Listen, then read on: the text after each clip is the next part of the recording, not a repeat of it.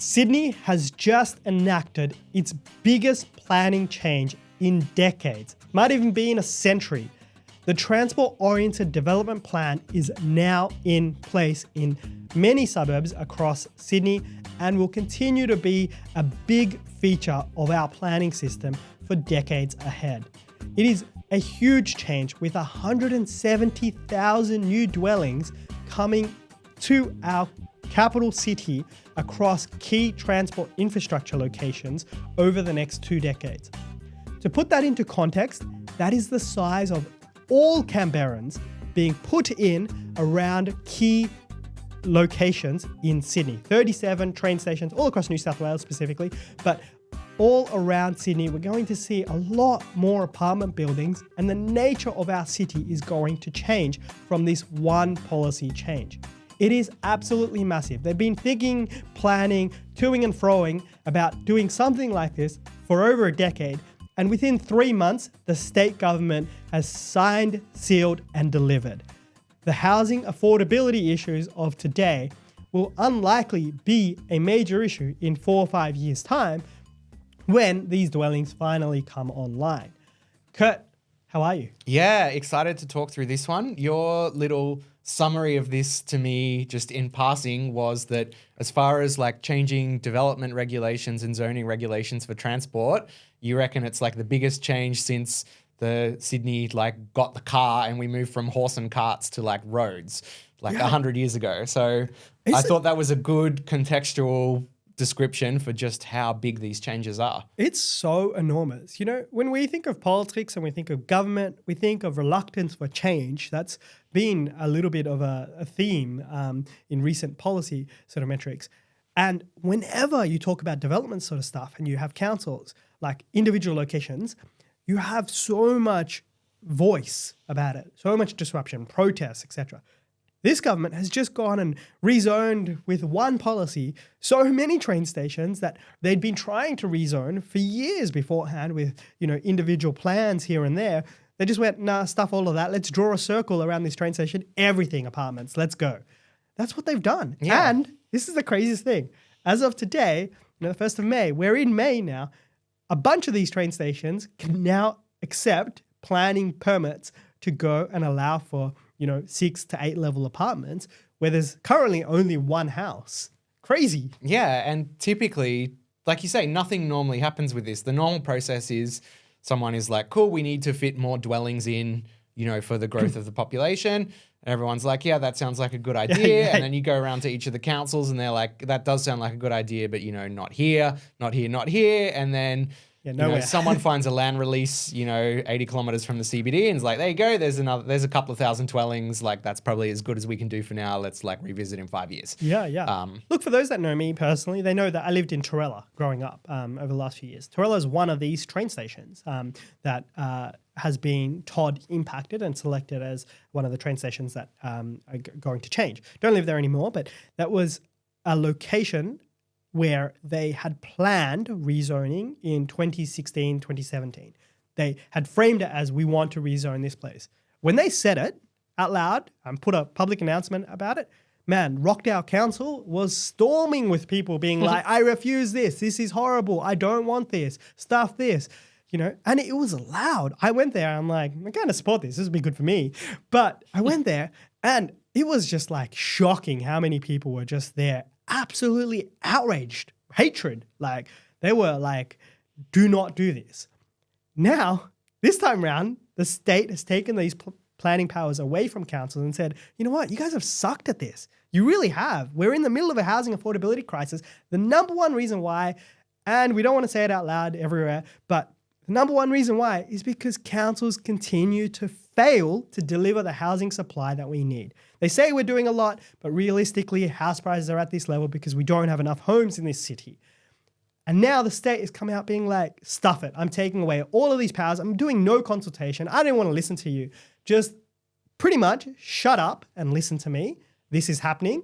Get on board. And if you don't get on board, stuff it. I'm going to go accept it straight away. They've actually done that, especially in the northern parts of Sydney where one or two of the LGAs were just unacceptable.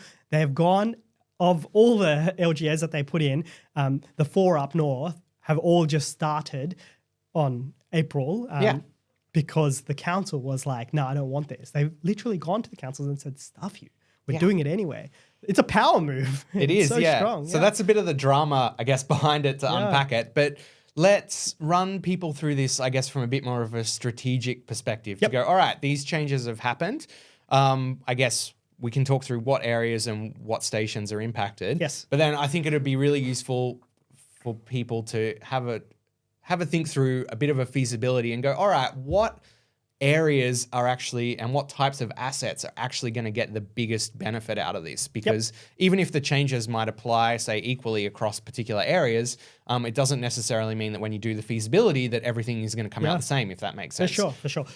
Let's put it this way. Some Sydney-siders, some lucky Sydney-siders have just doubled their property value overnight. That's how big this change is. These areas are particularly located in high-value locations where apartment values sell for more than $800,000 and particularly where apartment values sell for over $1 million. In situations like this, the land that one sits on has appreciated significantly because of the extent and size of this rezoning policy. So let me unpack that a little bit. I've been asked this from a number of people about why these areas and how have you come up with this math. So the specifics of this change is they've changed the floor to space ratio to 2.5 and the building height from whatever it is, single story, double story, it's just a single home, to allow for 6 to 8 level apartments. Specifically 6 level apartments, but you can add on affordability housing provisions that came in place late last year and get a bonus on that, get a 30% bonus on that, which allows it to go to 8 levels. So you're turning an individual house that's there on 1,000 square meters, for example, to 2,500 square meters of floor space. So that's 2.5 times whatever your land amount is. So each apartment, in terms of floor space ratio, we've looked at a whole range of DAs, but just use 75 square meters, call it 80 square meters for each apartment as a guide for what you can do for an average 2-bedroom apartment. You might even get a 3rd bedroom in that because, balconies often, garages and other stairways and things like that are not considered in the floor space ratio, hallways and things like that. So it's actual like living space that you can live. So if you do the math on that, if you have a 1,000 square meter block, it's now 2,500 square meters in floor space ratio. You can get a 30% bonus on top of that. Call it 3,000 square meters. And then you divide that by 80. You're getting like, I'm struggling to the math on top of my head, but like, is that 40 apartments? Nearly 40 apartments, like between 35 apartments. So you have one house being transformed into 35 to 40 apartments. Now, if that house, let's say on 1,000 square meters, it costs $4 million today. If you are selling 35 apartments for over $1 million each, then the end value of your development is sitting at, call it $40 million for completing this development. It costs about $500,000 to build an apartment pretty much end to end. We've seen quite a few FISOs from our developer clients, seen a few big apartment FISOs as well from some QS reports and contacts in our industry. That's a rough sort of indicative guide. So if it costs you, if you're building 40 apartments, for example, and it costs you $500,000 to build them, it's going to cost you $20 million to build these apartments. But you're selling it for $40 million. That's a big spread. That's a $20 million profit for somebody. So they're going to work out, they're going to run their numbers and being like, oh, I can make $20 million on this. If buy the site for 5, if I own the land. Cool. If I buy the site for 5, then I've still got a $15 million profit here. Obviously, I've got to add in holding costs and things like that. Let's add a couple of million there. You typically want to make, a 20% return on doing something like this. A bit more than that, ideally, call it 30%. You now can back of the envelope calc, what is the land actually worth? In this example, I'm just doing really, really quick math, $20 million to build everything, $40 million sale price, add in some interest, add in some other expenses there, call it $5 million in other expenses there. You can back end the total cost that developer will accept is, call it $32 million. So $40 million end value, the developer will accept a total cost of $32 million. It costs them $20 million there, so $12 million for all the other costs there. The land has to be incorporated in that. Yep. Yeah. Which now leaves your land value somewhere in that $0 to $12 million range. You've got interest, blah, blah, blah. You're going to get land values at around $7, $8, $9 million here when you run this VISO. And in all of this, I've assumed a $1 million apartment price value. Yeah. In some of these locations, like, Gordon is one of these locations. Gordon's a nice area on the railway line, 15, 20, 30 minutes to the city. Great spot, great schooling. People want to live there. You ain't buying an apartment for $1 million. You're not even getting close to an apartment. You're getting a one better, right? You're building a lot of 2-3 bedroom apartments there. So when you push that number up to 50 million or 60 million, the numbers are crazy. Some of these people sitting on these land allotments have doubled their land value overnight from this. So in some cases, they may have even tripled it. That's how big this change is. That's a contextual analysis for those that have asked me about how to work out these values. Whoever's buying this is running a feasibility to work out the value of the land, and they're doing a back-end spread, being like, how much does it cost me?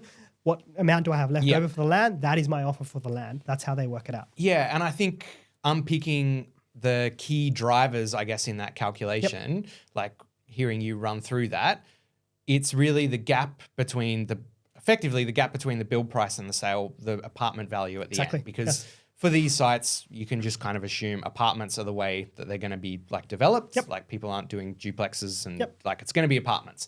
So the build cost of apartments might vary a little bit from area to area, but it's not really that different.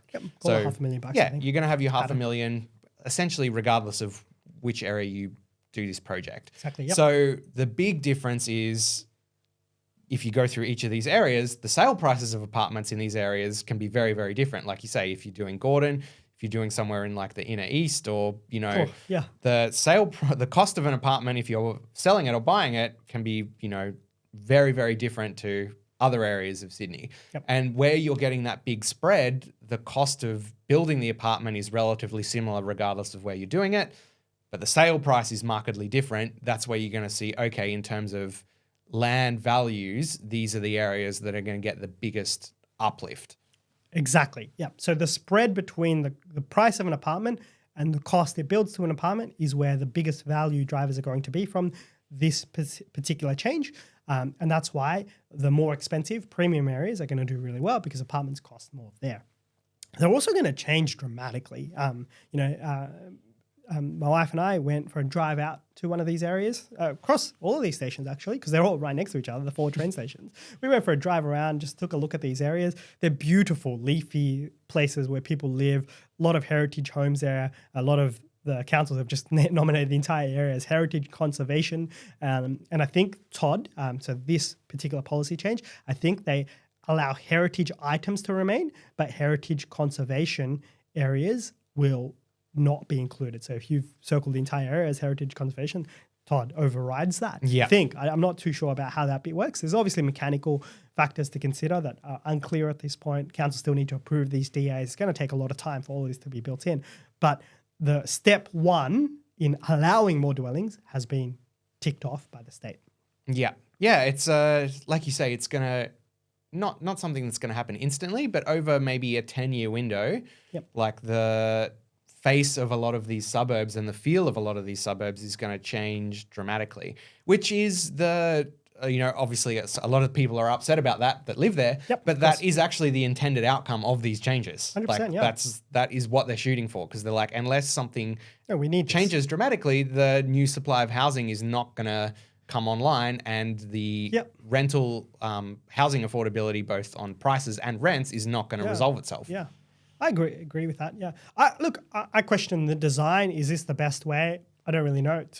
It's kind of policy setting for the next 50 years done with a little bit of a gun to their head, I guess, in terms of the timing. There's so much emergency type policy settings being put in place, but planning generally isn't done in that way. I'm not so sure drawing circles around all these train stations, 400 meters, off you go is the right pathway. Perhaps there's a bit more nuance to it that should have been applied. Maybe you go higher as well. Like we operate in Mascot. Our office is there. Everything is the same height. It's 14 levels.